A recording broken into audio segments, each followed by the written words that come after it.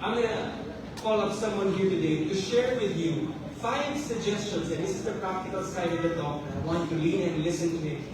This is the 5 suggestions on how we can eat better. Who among you wants to eat better? Raise your hand. Right, good. Not more, but better. And this is a guy who is really a talented guy. I really admire him and follow him a lot.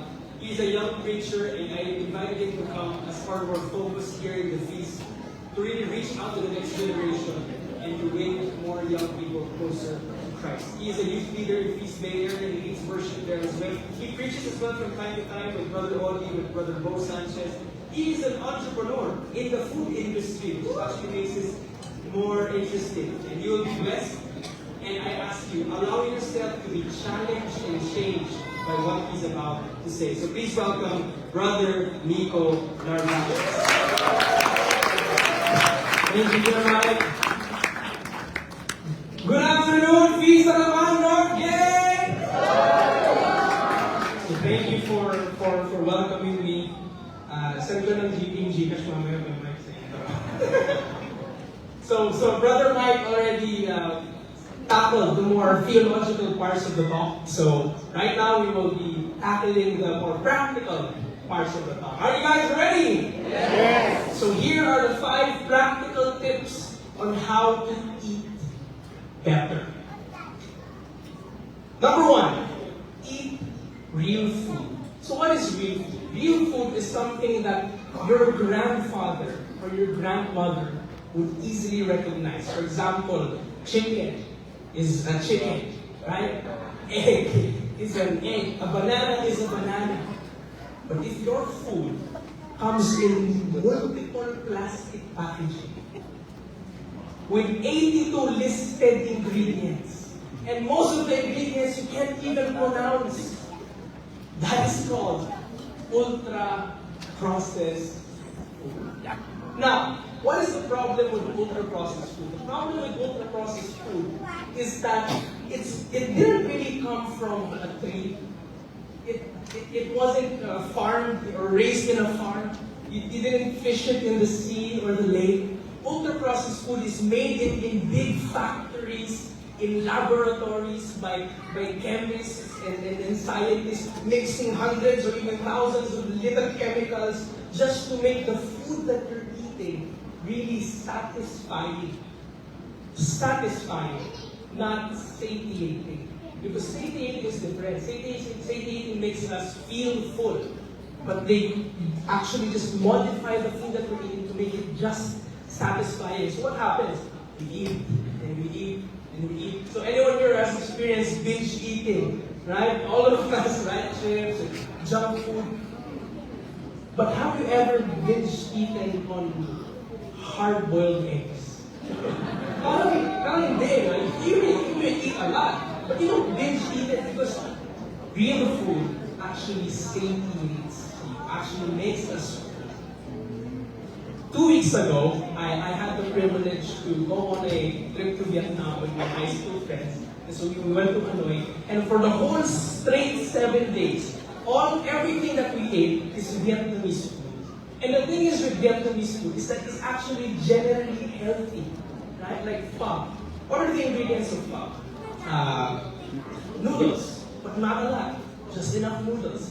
And then we have lots of protein, and then lots of veggies. And the soup base is not even that salty compared to Japanese ramen or mami, lomi, right? It's generally healthy. And then banh mi. I love banh mi. Anyone here is a fan of this? I love banh mi.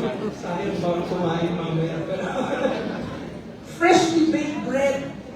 Lots of protein. Lots of meat. And then lots of veggies. And yung pampalasa, just like a flick of a butter knife spread.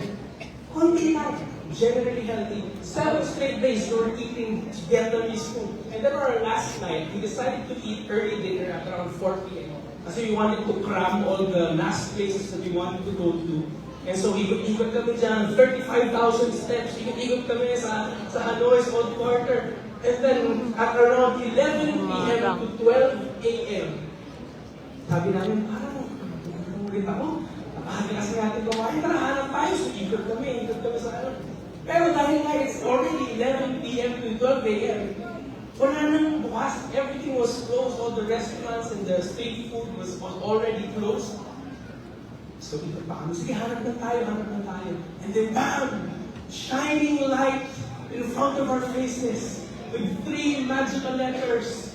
Hey, F, C,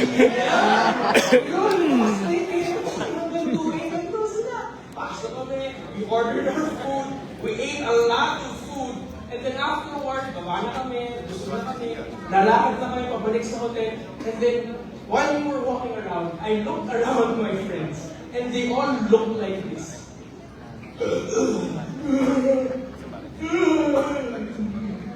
Lahat kami, sabi, parang groggy na feeling. And the thing is, for the whole 7 days, we never once felt groggy or sleepy after eating. In fact, we actually felt more energized and fueled because again, Vietnamese food, generally healthy. We fasted for 7 days from fast food. Now we're going to eat fast food again for the first time, and that's the effect in our body. Hindi ko pa alam, Brother Mike would invite me to talk on this food. Yung pala, binigyan ako ng lesson ni Lord. Ayan, nakita mo epekto ng KFC. Favorite ko parang sinasabaw mo yung gravy nun eh. Let's eat real food. Number 2, minimize starch and sugar. So again, I'm not a doctor, Brother Mike is not a doctor. So Doc Marvin, kung ano, please correct me, okay? Based on extensive research, excess sugar, starch, carbs is linked to type 2 diabetes, fatty liver, heart diseases, and also cognitive decline. A lot of doctors now are actually calling Alzheimer's type 3 diabetes because it's linked to insulin resistance. Now, what is insulin resistance? And again, di ako doktor, please open to correct me. Doc, sila walang mali! Pagkamali sila. Insulin resistance, basically, so we can easily understand it. We consume, right? Starch, carbs, sugar, sweet. It turns into glucose in our body. Sasabayan yun ng insulin. Because insulin acts as the key and susi para pumasok sa cells natin sa body so that we could have energy for our organs to function. So we could laugh, we could sing, we could dance, we could walk, we could live. If every single day, sugar spike, glucose spike, lots of sugar, kasabay din yung insulin, tataas ng insulin, and you can tire out your pancreas, the beta cells of your pancreas that produces the insulin. So, malaking problem yun if you lose the T. Sige na, pag nawala yung mga susi natin na yun, malaking problema yun, di ba? So, if we lose that T that enters our body, that gives us energy, we're gonna have lots of complications. So, here's a sad fun fact.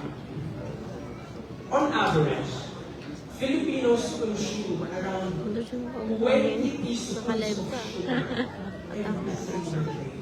Average yun, so meron pang mas mataas minsan ng mga tao. That's 2 to 3 times the safe level of sugar. And another sad fun fact, 25 grams of sugar is the ceiling, the limit of a healthy human being, what he or she could consume in a day. Ceiling ito, this is not the recommended. The recommended is around 10 below. So you don't want to get 25, but it's already the ceiling. 25 grams. 1 can of Coke, 35 to 40 grams of sugar. Not even 1.5. 1 can of Coke. So imagine if you had that in lunch, and then you had that for in dinner. That's already 3 times your sugar limit in a day. Tapos, maybe you're thinking, siguro yun lang naman yung sugar intake ko, yung Coke lang. But the thing is, sugar hides in our food. For example, fried chicken with rice and ketchup. Maybe you're thinking, siguro naman wala masyadong sugar yun. Fried chicken, rice, carbs, starch. Consume it. It's into glucose in our bodies. Ketchup, lalo na Filipino ketchup, is basically jam. Sobrang tamis. Sugar and ketchup natin. Consume it. Lubos na naman yung system.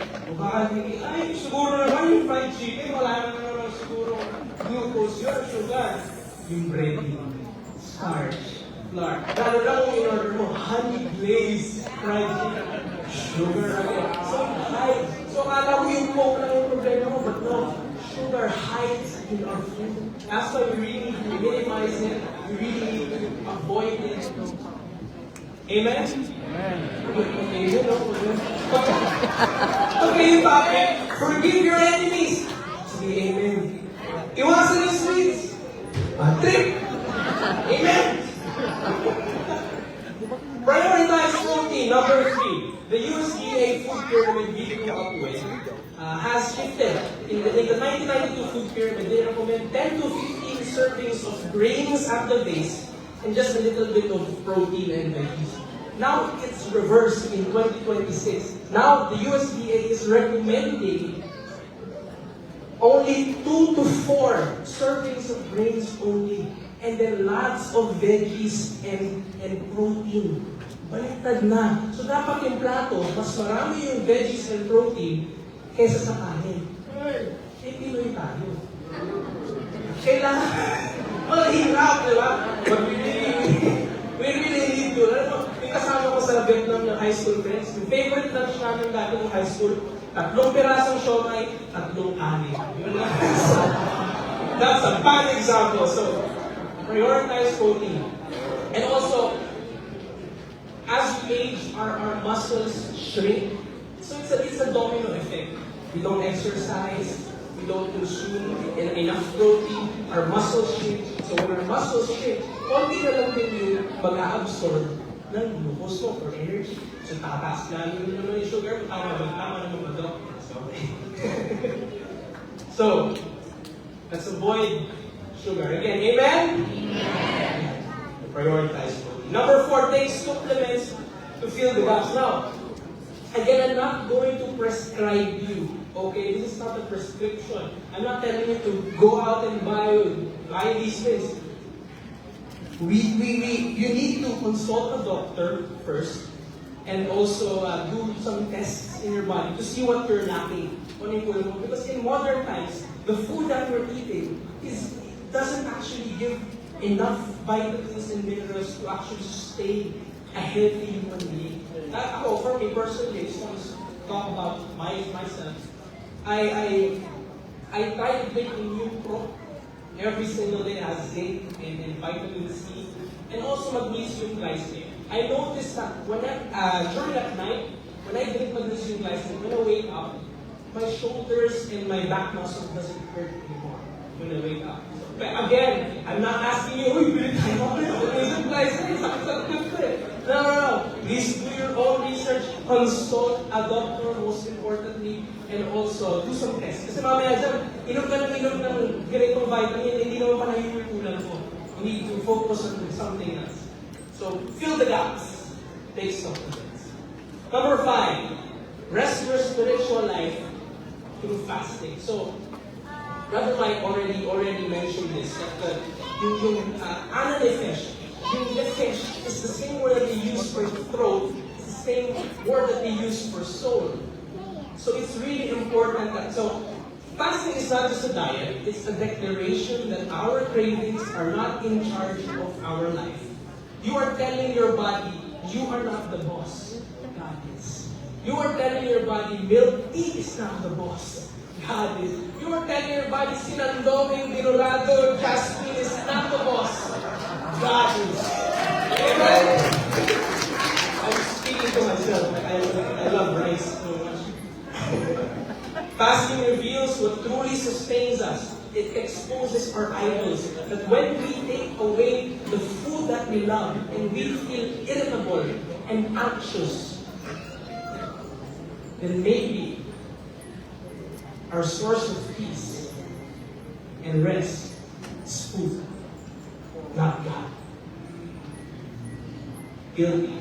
So guilty. Fasting repairs our body. This repair is called autophagy, or self-eating. That when we fast for more than 16 hours, our body stops growth mode and starts going into self-healing and self-eating. intestine mo, where the body, our own body eats away the dead cells and the trash in our body, and also the excess glucose that's still running around in our body. So how can we practically apply this? Ito rin mahirap, practically apply. Dali lang mag-amen eh. Para madali, let's just try. This is a challenge for all of us. Just once a week, try na muna. Just pick a day in a week where you can do an 18-hour fast. It's parang, grabe naman, 18 ang tagal! But this is actually really manageable. What we could do is that when we eat dinner at 7 p.m., our next meal is 12 p.m. Lunchtime. You just basically skip breakfast. So, kaya ba? Manageable? Yeah. So just pick one day in a week. So those are the 5 practical tips on how you can eat better. Let me call on Brother Mike.